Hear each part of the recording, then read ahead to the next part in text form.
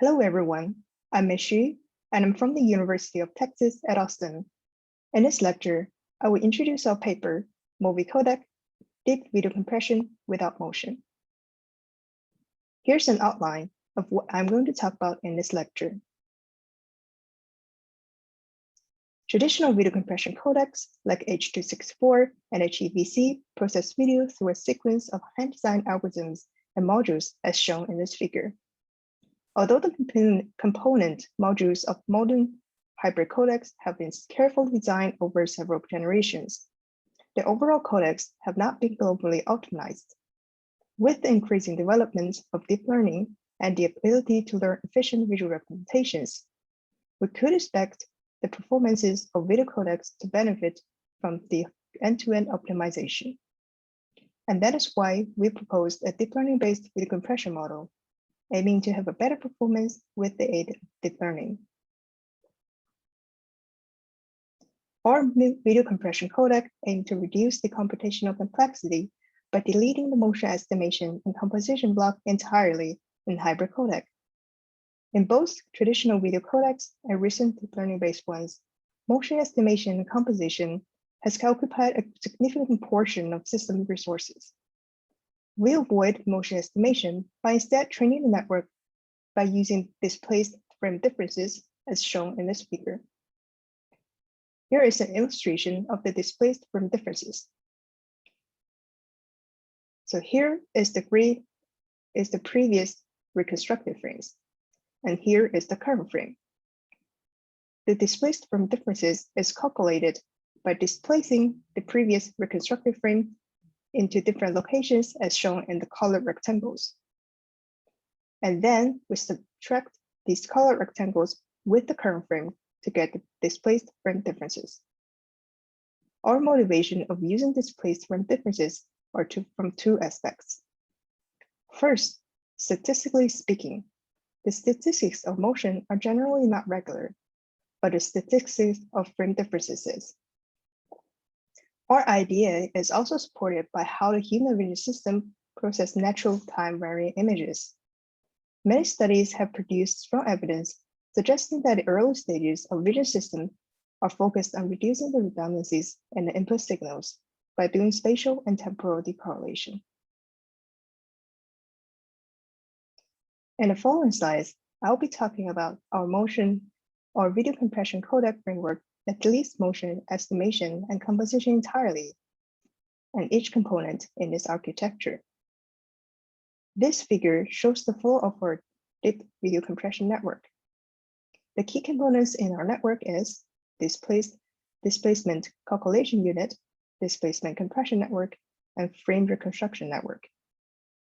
The flow of our network is for every input frame displaced from differences between the current frame and the previous reconstructed frame are calculated using the DCU, after which the displaced frame differences are inputted into DCN. The DCN compresses the incoming displaced frame differences, which are used to capture the statistical redundancies. Given a compressed output from the DCN, FRN uses the reconstructed displaced frame differences and the reconstructed previous frame to reconstruct the current frame.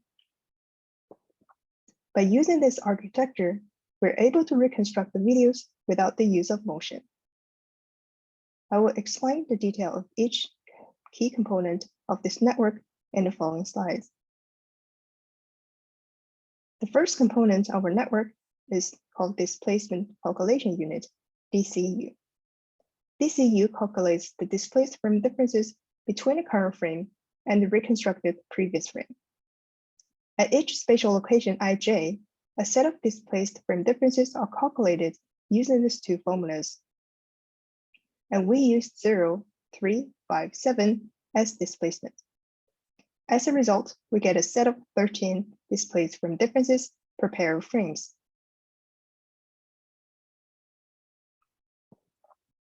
After a set of 13 displaced frame differences are generated from the DCU, they're then fed into the displacement compression network, or DCN, where each displacement occupies 3 channels. As a result, we get the overall input to DCN is 39 channels. The compression network comprises of 4 parts: displacement encoder, displacement decoder, hyperencoder, and hyperdecoder. Displacement encoder takes the displaced frame differences calculated from the DCU and generates the latent representations using several convolutional layers and convolutional LSTM layers. The hyper autoencoder uses the latent representations as input to generate site information, which is then used to better compress quantized latent representations. Finally, the reconstructed DT is generated using the YT head. This slide shows the flow of the frame reconstruction network. The FRN uses the reconstructed displaced frame differences and the reconstructed previous frame as the model input to reconstruct the current frame. The architecture of FRN incorporates the convolutional LSTM blocks into a unit architecture as shown in orange arrows.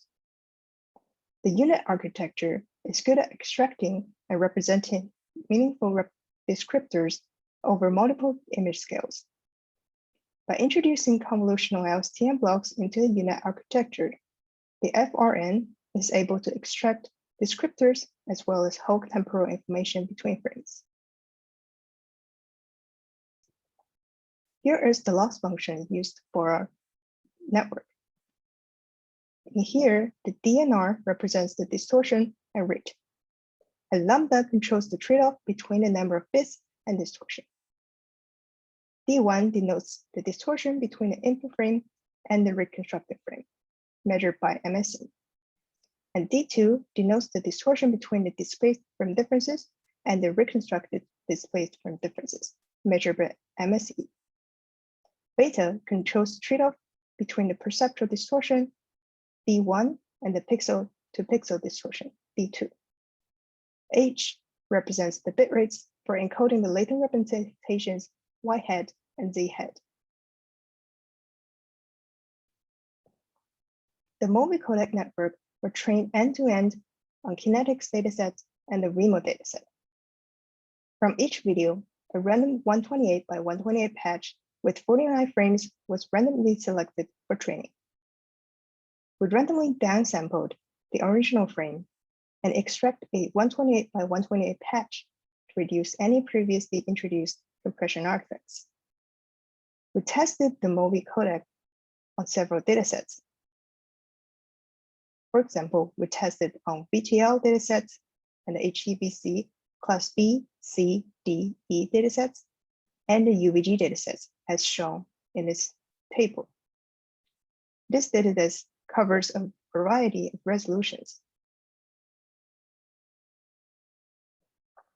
To evaluate the quality of the reconstructed videos, we used the perception-based MSM and compared our method with both traditional and recent deep learning models.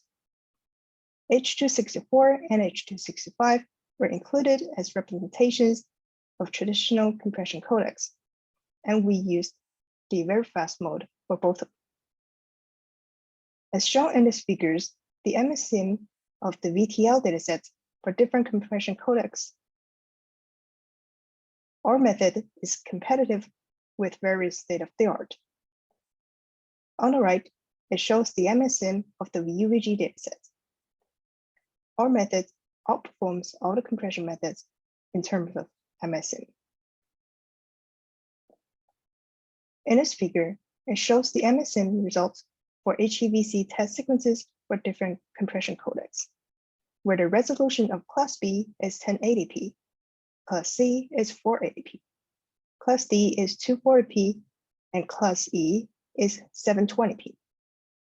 Our method outperforms H265 in some of the datasets and is competitive with the other state-of-the-art deep learning methods.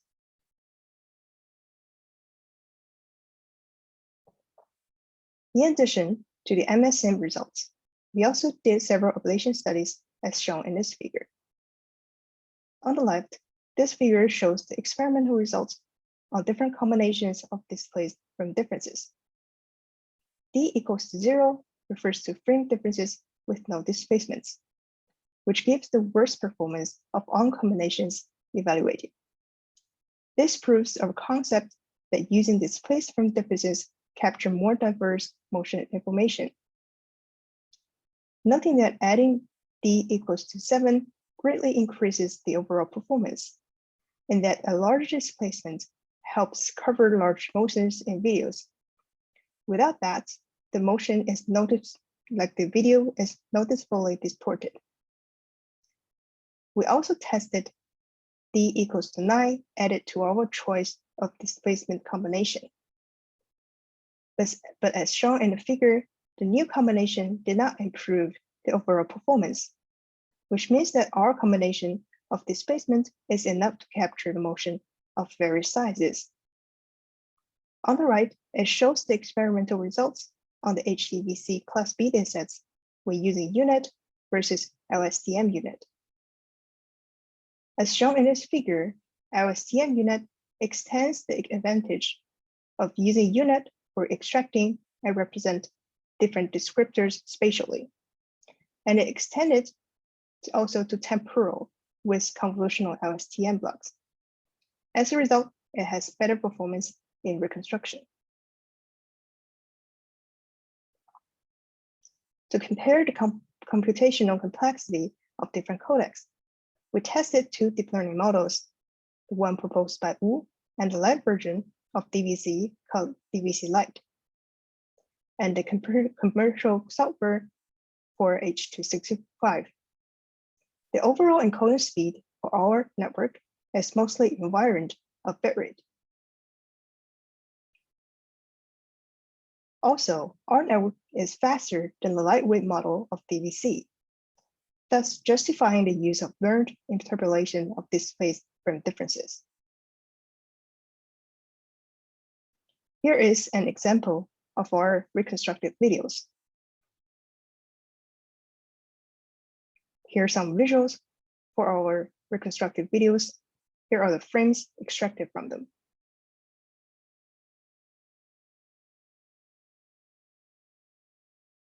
As we can see in these visuals, our method is able to reconstruct at a lower bitrate, but with a adjustable performance. In this paper, we proposed an end-to-end deep learning-based video compression framework that renovated motion prediction. To be specific, we proposed the use of displaced frame differences as indicators of motion information and fed them into a deep space-time compression network, which learns optimal between frame interpolated representations to achieve efficiency.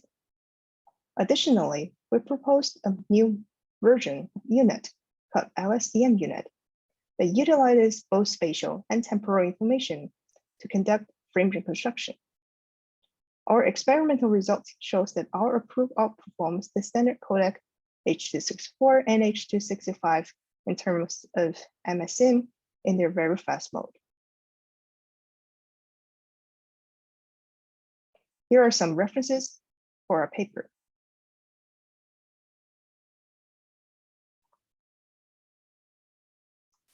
Lastly, I want to thank all my lab members that helped me with this paper.